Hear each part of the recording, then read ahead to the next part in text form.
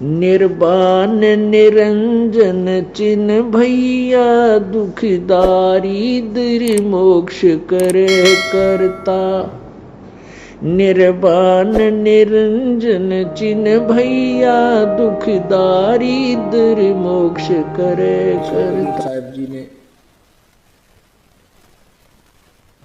फिर आप जी को संदेश दिया है कि पूरे गुरु की शरण में आने के उपरांत आप जी ने कैसे उसके साथ व्यवहार करना है और पूरे गुरु की क्या महिमा है, कितनी वैल्यू होती है पुण्यात्माओं परमात्मा के पाने में। ये जो हमारी रीति रिवाज हैं ये भी बाधक हैं। परमेश्वर ने कहा है कि मन कर धीर बांध ले रे बौरे और छोड़ दे न पछलों की रीत। अब जैसे कल या आज जैसे भी राखी का त्योहार था, रक्षाबंधन का त्योहार था, इस रक्षाबंधन की क्या आवश्यकता है, क्यों इसको हम मना रहे हैं? ये काल के चलाए हुए अपने इस टाइम पास करने की खातिर, टाइम वेस्ट करने के लिए और हमें पीड़ित रखने के लिए एक ये रीति बना रखी है।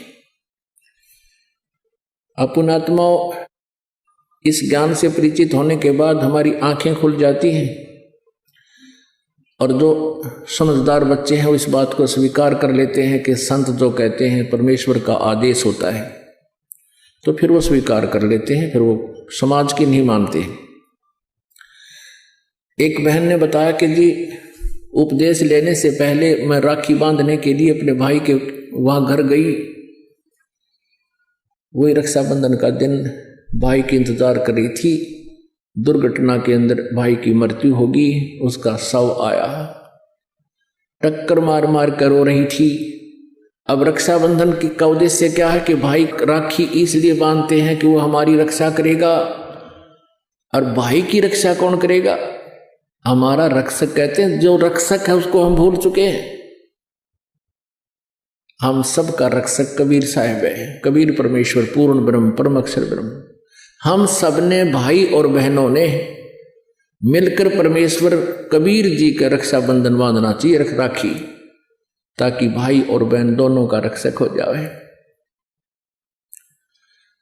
कबीर साहब को रक्षाबंधन कैसे बंधेगा? हम उसकी शरण में आ जाएंगे और जो जाकी शरणा बसे ताको ताकी लाज, जल सो ही मछली चढ़ जा बह जाते गजराज।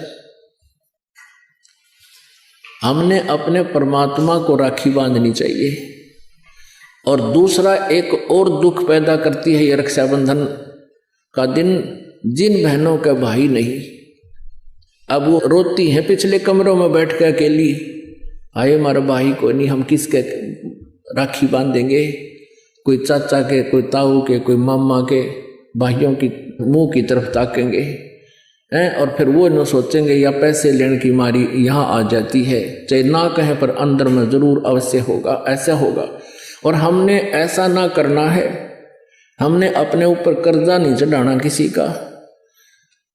तो इसलिए हमने रक्षाबंधन का त्योहार कैसे मनाना है? परमात्मा का नाम ले लेना है। और फिर ये 10वां दिन यहाँ त्योहार होता है, सत्संग होता है, इसमें आकर के हमने इस परमात्मा के ज्ञान को सुनना है।